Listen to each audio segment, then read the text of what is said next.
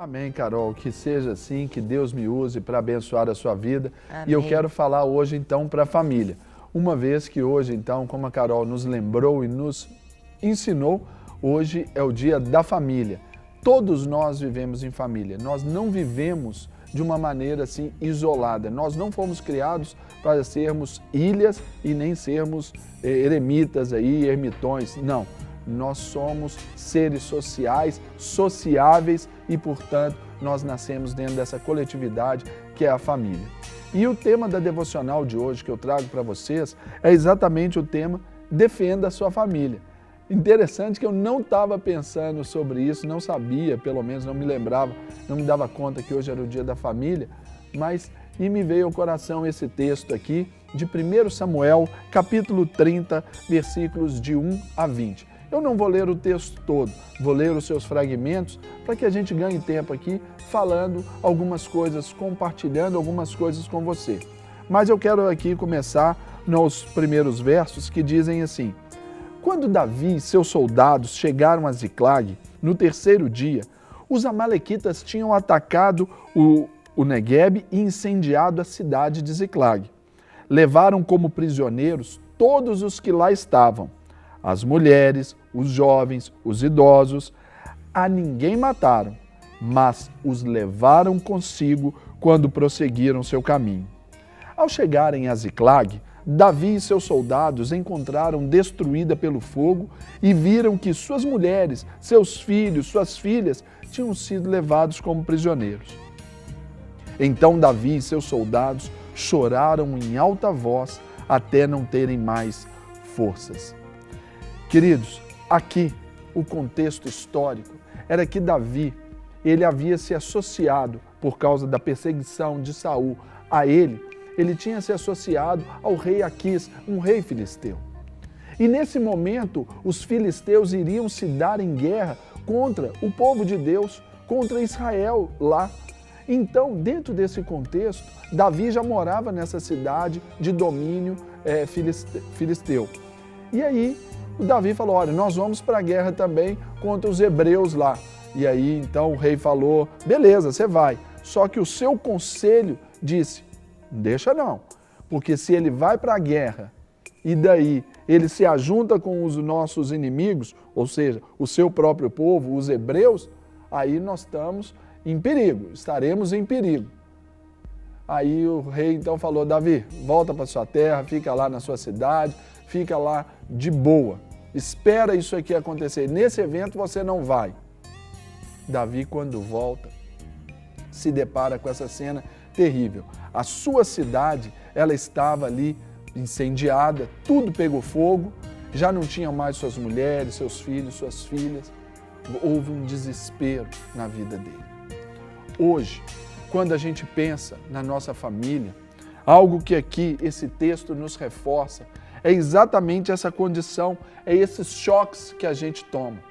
Nós não podemos ser apanhados de surpresa com relação às questões da nossa casa. Nós precisamos estar atento a tudo que nos acontece. Muitos inimigos nos roubam, muitos inimigos roubam a nossa casa exatamente porque nós estamos fora da nossa casa. Às vezes, o corpo está lá dentro, mas o nosso espírito, a nossa alma, a nossa entrega, a nossa emoção não está dentro de casa.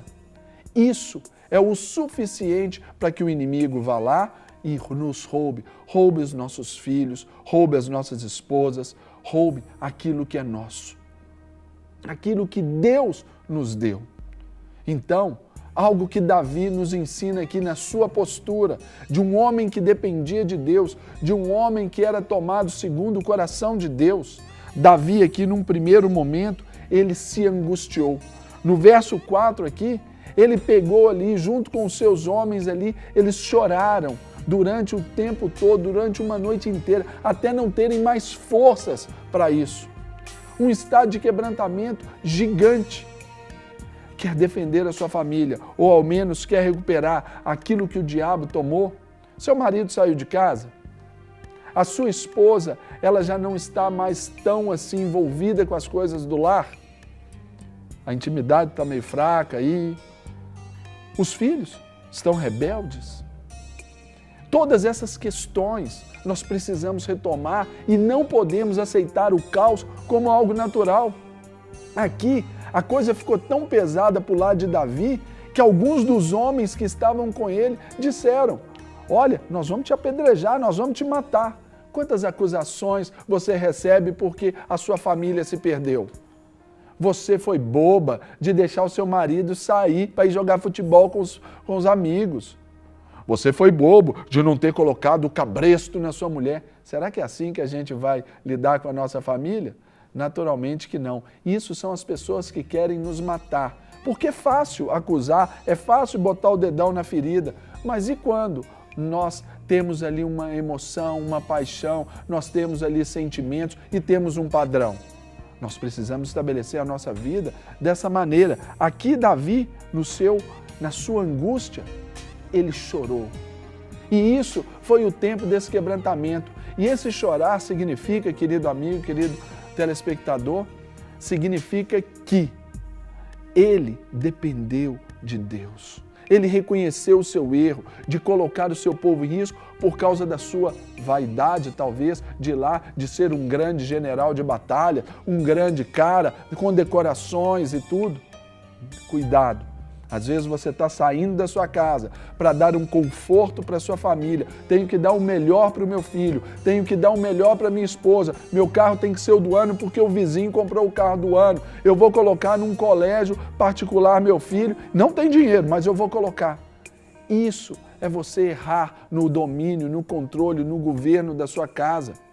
É você gastar além daquilo que você tem. Sabe o que eu aprendo que é dívida? Dívida é você querer viver num padrão que não é o seu. Isso é se ausentar do lar, dessa coletividade da família. Davi se angustiou. Mas um segundo passo que Davi toma aqui, aí você vai ler no verso 7, ele chegou para o sacerdote, o filho de Abimeleque, Abiatar, chegou para ele: olha, me dá estola sacerdotal que eu vou para diante de Deus. Eu vou para o joelho, eu vou reforçar os padrões que Deus me deu, eu vou voltar àquele primeiro amor, eu vou voltar a uma vida devocional com Deus, eu vou para a igreja, eu vou ali vou investir na minha presença ali numa célula, eu vou acompanhar pessoas, eu vou estudar, eu vou fazer um curso bíblico. Davi fez isso, ele foi buscar a presença do Senhor. E quando ele buscou a presença do Senhor, o que Deus disse para ele? Ele perguntou assim: Deus, será que eu vou encontrar esses inimigos? Será que eu vou atrás deles mesmos? Será que eu vou correr atrás deles e vou alcançá-los? Sabe o que Deus disse para Davi? Vai, pode ir. Você vai alcançá-los, você vai persegui-los e vai alcançá-los. A história nos conta que ele encontrou um escravo ali egípcio e que ele o levou até o arraial ali dos amalequitas. Sabe como que os amalequitas estavam? Eu não vou nem pedir o Vini para subir o som agora, não. Mas eles estavam em festa. Eles estavam lá no seu forrozinho, estavam lá no seu pagodinho, estavam lá morrendo de rir da cara de Davi. Afinal de contas, eles estavam com as mulheres deles, estavam com os filhos deles, estavam com os bois, com tudo deles. O inimigo está rindo da nossa cara enquanto a gente fica posando de coitadinho. Então, vamos levantar, vamos perseguir os inimigos. Quando a gente vai para Deus, é Ele quem nos fortalece para perseguir os nossos inimigos e derrotá-los. É essa a condição que Deus nos fala: persegue os seus inimigos e os encontre. E o melhor, no verso 16 desse texto, olha que bacana que diz aqui: quando ele levou Davi até lá, o servo, o escravo, os amalequitas estavam espalhados pela região, comendo, bebendo e festejando os muitos bens que haviam tomado da terra dos filisteus e de Judá. Davi os atacou. Davi os atacou no dia seguinte, desde o amanhecer até a tarde, e nenhum deles escapou, com exceção de 400 jovens que montaram em camelos e fugiram. Davi recuperou tudo o que os amalequitas tinham levado, inclusive as suas mulheres. Nada faltou, nem jovens, nem velhos, nem filhos, nem filhas, nem bens, nem qualquer outra coisa que fora levado. Olha que interessante. Aquilo que Deus nos dá não é para o inimigo levar. Se por acaso ele tentar, nós temos a obrigação moral, espiritual e física de defender. E Deus vai nos ajudar nessa recuperação. Então, se foi Deus quem te deu a sua família, e eu creio que foi, lute por ela, persiga os inimigos, cuidado com os inimigos que você deixa entrar na sua casa, cuidado com a programação da televisão que você vê, hein? Cuidado com os acessos à internet, cuidado das conversas que você dá ouvido, cuidado com aqueles padrões que o mundo te ensinou. Isso são vulnerabilidades que a gente estabelece. Agora, se você tomar a palavra de Deus, você vai saber que a restituição é algo de Deus para você.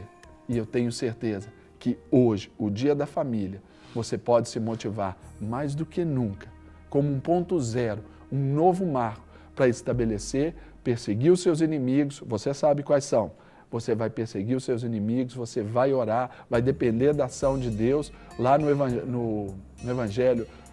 livro de Judas, está falando que o Senhor repreenderá o nosso inimigo. Não somos nós que vamos repreendê-lo, é o Senhor. Então confie que Ele vai repreender os seus inimigos, vai te dar estratégias e você vai recuperar a sua família. Então, não facilite nada para o diabo. Não facilite para o diabo com as suas ações. E saiba que Deus é Ele quem nos defende, é Ele que nos abençoa, é Ele que nos restitui. Não é isso, amiga Carol? Amém, é verdade. É importante a gente dar nome para os inimigos, né? Claro, e inimigo, ontem até nós falamos disso aqui no programa, inimigo que a gente consegue dar o nome é inimigo vencido. É verdade. Então, se a gente sabe, nós somos maduros o suficiente para saber quais são os inimigos. Mentira, fofoca, conversa fiada, como a gente falou, inimigo não é nome de pessoa. Não é. São ações. É isso mesmo. Então vamos orar para que o Senhor venha realmente combater esses inimigos, né, nas nossas vidas, nas nossas famílias, em nome de Jesus. Pai, nós apresentamos as nossas famílias diante do Senhor, apresentamos as nossas vidas diante do Senhor. Hoje, comemorado como o Dia da Família, mas sabemos que todos os dias são dias da família, porque família é projeto do Senhor, criada pelo Senhor. E queremos sim, Senhor, honrar, valorizar a nossa família, valorizar aquilo que o Senhor nos deu, valorizar os nossos cônjuges, valorizar, Senhor, os nossos filhos, valorizar os nossos pais, valorizar, Senhor, um bem tão precioso. E que realmente o Senhor venha nos dar sabedoria para podermos combater ao desânimo, a falta de educação, a desmotivação. Deus nos ajude a combater os inimigos que entram dentro da nossa casa, às vezes o desvalor um pelo outro. Deus, às vezes a murmuração que entra dentro do nosso lar, o autoritarismo. Nos ajude, Senhor, a combater a arrogância, a competição dentro do lar.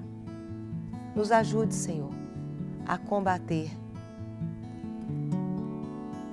Nosso lar não é um ringue, não é uma luta de UFC, mas é um local para que a paz do Senhor se estabeleça. Deus, transforme a nossa história. Apresenta aí a sua família agora. Apresento o meu marido, apresento meus filhos, apresento o meu lar diante do Senhor, pedindo uma intervenção sobrenatural do Senhor na minha vida. E diga assim: Senhor, em primeiro lugar, transforma a minha vida, transforma o meu coração, toma o meu coração e toda a minha alma, Pai. Eu vivo só para Ti, sempre que eu respirar e cada vez que eu acordar. Cumpra o Teu querer em mim, que seja essa nossa oração, a começar em mim. Quebra corações, transforme-nos para que sejamos todos um, como Tu és em nós, em nome de Jesus. Né, Serginho? É importante a gente orar e pedir para que começa através de nós, né? Com toda certeza, Carol, esse é o desejo. Para receber todas as novidades do canal, inscreva-se e, se curtir o vídeo, clique em gostei. Aproveite para acompanhar a Rede Super nas redes sociais.